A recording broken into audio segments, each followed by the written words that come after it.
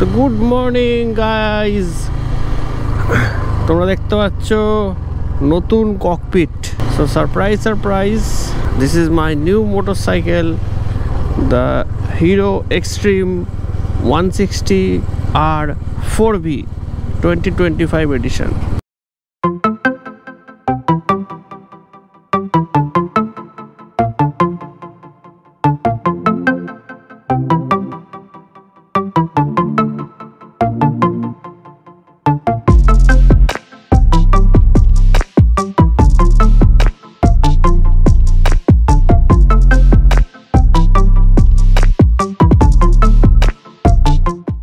হঠাৎই ডিসিশন নিয়ে নিলাম যে এই বাইকটা নেব। এবার তোমাদের মনে অনেক হয়তো প্রশ্ন আসতে পারে যে রনিন চালাতো, হঠাৎ এই বাইকটা কিনলাম কেন রনিন চালাতে। তা রনিনে আমার পার্টিকুলার কিছু বেশ সিভিয়ার প্রবলেম হচ্ছিল, যে কারণে আমি ডিসিশন নিলাম যে রনিনটা চেঞ্জ করার জন্য। এবং রনিন চেঞ্জ করে আমি বিশেষ কারণে আমি এই বাইকটা নিয়েছি। এই বাইকটা কেন নিয়েছি, রনিন কেন এক্সচেঞ্জ করলাম, সেই সব ডিটেল আমি তোমাদের শেয়ার করব ধীরে ধীরে, ওয়ান বাই ওয়ান। আজকের ভিডিওতে জাস্ট নতুন বাইকটা তোমাদের দেখাবো। তোমরা দেখো আমার নতুন বাইকটা কেমন হয়েছে। চলো চট করে একটা ওয়াক অ্যারাউন্ড দিয়ে দিই। So as you can see guys, my new motorcycle, the beautiful Hero Xtreme 160R 4V। আর ছোট্ট ওয়াক অ্যারাউন্ড দিয়ে দিই। দেখো তোমরা, দেখো front look, rear look. So এখন ওয়েদারটা খুব বাজে যাচ্ছে, বৃষ্টি হচ্ছে প্রচণ্ড। কালকে বৃষ্টিটা হয়নি, আজকে আবার সকালে বৃষ্টি হয়েছে, এখন আবার বৃষ্টিটা নেই। সো গাড়িতে একটু কাদা হয়ে আছে। Full LED set up. Tail সেকশনটা আমার ভীষণ পছন্দ হয়েছে, একটু অন্যরকম। এই দুটো লাইট সবসময় জ্বলে, আর মাঝেরটা হলো তোমার brake light, LED indicators, LED headlight. Rear view মিররগুলো বেশ ছোটোর ওপর সুন্দর বেশ। ফ্রন্টে যে ইউএসডি ফোক্সগুলো আছে বেশ সুন্দর দেখতে লাগে, গোল্ডেন কালার ইউএসডি ফোক্স। আর যেটা সবচেয়ে বড় ফিচার আমার জন্য সেটা হলো ডুয়েল চ্যানেল এবিএস। 160cc সেগমেন্টে তো অনেক বাইক আছে। তো তোমাদের আমি বারবার বলি, যখনই কোনো বাইক কিনবে অবশ্যই টেস্ট রাইড দিয়ে কিনবে। তো আমি বাকি সব বাইক টেস্ট রাইড দিয়ে, আমার পার্সোনালি এই বাইকটা সবচেয়ে বেশি ভালো লেগেছে। এক্সস্ট নোটটা তোমাদের শুনিয়ে দিই। একটু অন্য স্টাইলের এক্সস্ট নোট। হিরো আর হোন্ডার গাড়িগুলোতে একটু অন্যরকম এক্সস্ট নোট হয়। তা যেহেতু এখন ব্রেক ইন পিরিয়ড চলছে, সেজন্য আমি খুব একটা পুশ করছি না বাইকটাকে। সো 160cc ইঞ্জিন, তাতে অলমোস্ট 16.9 bhp পাওয়ার প্রডিউস করে, আর 14.6 ন্যানোমিটার টর্ক প্রডিউস করে। অ্যাক্সেলারেট করলে ভালো মতন পাওয়ার বোঝা যায়, পাওয়ার আছে। আর সবচেয়ে বড় ব্যাপার, ইঞ্জিনটা প্রচণ্ড স্মুথ। আমি সেভাবে এখনও গাড়ি পুশ করিনি, আমি ম্যাক্সিমাম 5000 RPM পর্যন্ত গাড়িটাকে পুশ করেছিলাম। তাতে আমি যা বুঝেছি, ইঞ্জিন যথেষ্ট স্মুথ ইঞ্জিন। আর আরেকটা যেটা প্লাস পয়েন্ট আমার জন্যে, সেটা হলো এই বাইকের সাসপেনশন সেট আপ। ফ্রন্টে আছে KYBর ইউএসডি সাসপেনশন, আর রেয়ারে আছে শোয়ার মনোশক। আর তার টিউনিং এত সুন্দর, বিশেষ করে ফ্রন্টের থেকে আমার রেয়ারের টিউনিং বেশি ভালো লেগেছে। যেমন কম্প্রেশন সেরকম রিবাউন্ড, এত সুন্দর যে তোমার কি বলবো। এবড়োখেবড়ো রাস্তা তো একদমই মালুম হয় না। একটা দুটো জিনিস আমার একটুখানি চিপ লেগেছে এই বাইকটাতে, সেটা হলো যে ফার্স্ট অফ অল এই সুইচ গিয়ারগুলোর কোয়ালিটি খুব একটা ভালো না, খারাপ না, মোটামুটি। খুব ভালো না, খুব খারাপও না, মোটামুটি। মানে তুমি যদি এখন টিভিএস, ইয়ামাহা, অন্যান্য গাড়ির সাথে তুলনা করো, তাহলে সুইচ গিয়ার খুব একটা প্রিমিয়াম নয়। এই মিটারটা বেশ সুন্দর, মিটারটা বেশ ব্রাইট। আমি এর আগে 160 4V চালিয়েছি, ওর মিটারের থেকে এই মিটারটা একটু বেশি ব্রাইট শুনেছি, নাকি এটা অলমোস্ট 200 না 300% ব্রাইটনেস বেশি। মিটারটাতে যেটুকু দরকার সাফিসিয়েন্ট ইনফরমেশান আছে। তবে আমার মনে হয় 2025-এ দাঁড়িয়ে আরও কিছু ইনফরমেশান দেওয়া উচিত।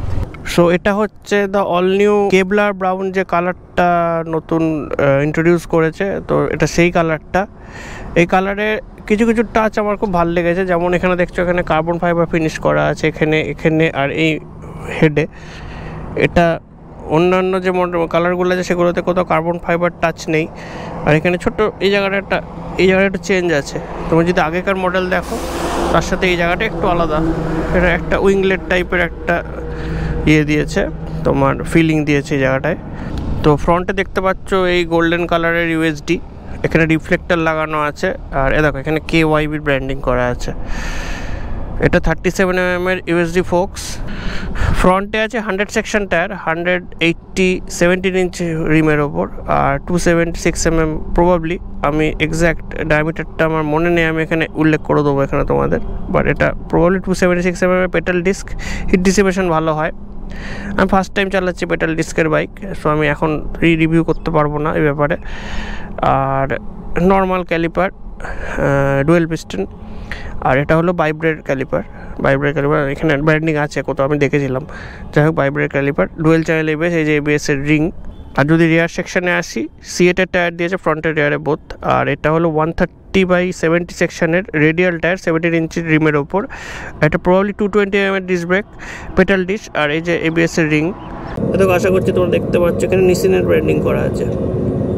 সো ফ্রন্ট আর রিয়ারে দুটো ডিফারেন্ট ব্রেক ক্যালিপার দেওয়া আছে। আর একটা ছোট্ট ড্রব্যাক তোমাদের দেখাই, সেটা হলো এই যে ফুয়েল ক্যাপটা খুলে চলে আসে হাতে।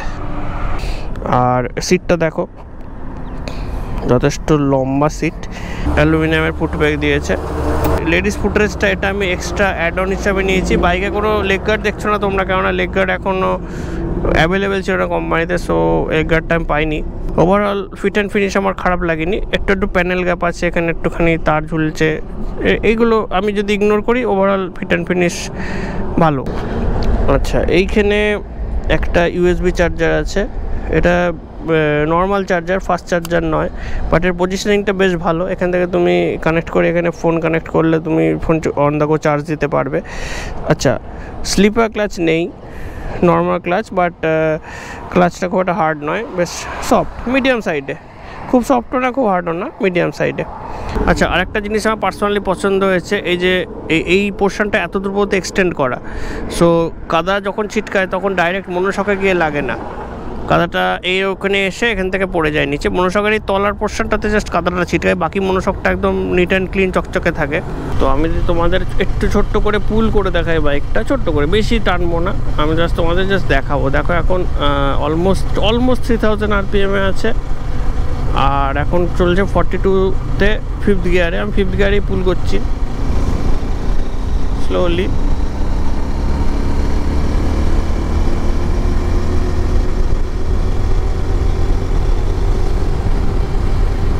জাস্ট একটু ছোট্ট করে পুল করে দেখালাম, নতুন বাইক সেই জন্য আমি বেশি পুল করছি না বাইকটাতে। আর বাইকের হ্যান্ডলিং অসাধারণ, দেখো আমি হাত ছেড়ে দিয়েছি, একদম কোনো রকম এদিক ওদিক নেই, এত ভালো হ্যান্ডলিং বাইকের। সবচেয়ে বড় কথা হলো ভাইব্রেশন নেই, একদম মানে স্মুথ বাইক।